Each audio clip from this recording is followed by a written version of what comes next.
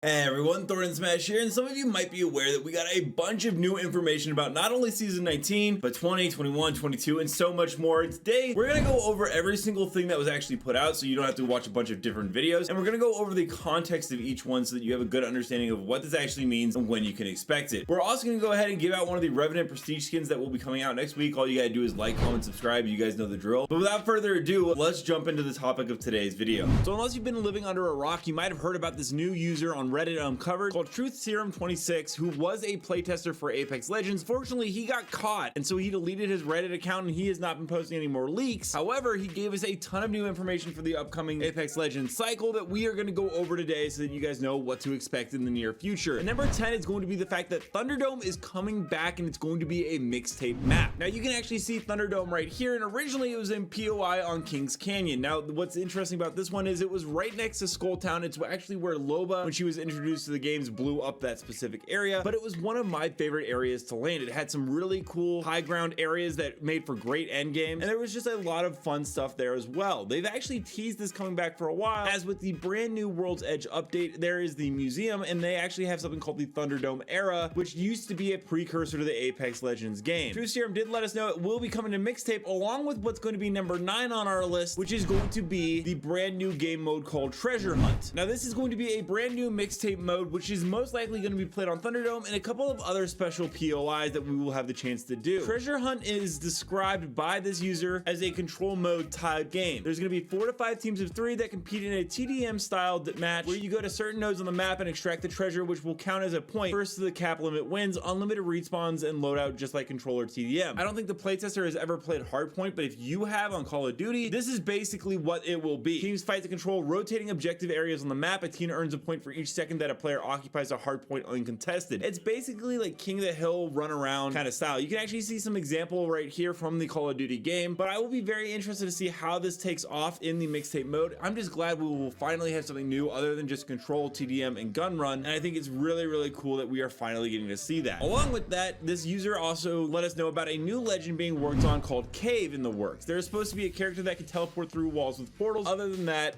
not that they knew of in regards to other stuff. What's interesting about this is Cave's ability to go through walls was originally playtested for Ashe before she came into the game. Of course, her ultimate ended up becoming Phase Breach, where you can tear open a one-way portal to a targeted location, but originally Asu actually gave out some leaks that she was able to go through walls directly. However, Oz gave us some information out letting us know that it's going to be more than just Cave in the near future of the game. There is Gibraltar version 1, Tinkerer, Flux, Lifeline Reborn, Cave, and Artemis, and I actually know this list is accurate because he told me this list with Cave on it far before the True Serum actually ever came out, indicating that the entire thing is 100% true. What I will be most interested though, however, is if Fade and Rhapsody end up coming to the main game, because there's a lot of mobile stuff, as you'll see later in this list, coming to the game, and I would be curious if any of those codenamed legends, because that will not be their final name, end up becoming Fade or Rhapsody. I don't know, maybe that's a far-fetched theory, but I definitely think it would be pretty interesting. Number 7 is going to be the fact that there will be new signature weapons coming to the game. This is going to be things called the artifact daggers, which the user let us know it is free and universal for anyone to use. It's actually in the game files right now, as Kralrindo found them as well. This is that thing that I was saying that is coming over from mobile, along with a couple of other things. Now, since it is free, what I think this will function to is very similar to that signature weapon from the mobile, as I just said, as you would get those for free by doing in-game quests, but then you would be able to upgrade them by actually paying for them, as is shown in this gameplay right here. They were very cool, but like I said, I can never see EA doing something 100% for free, so adding cosmetic prices to them later on down the line is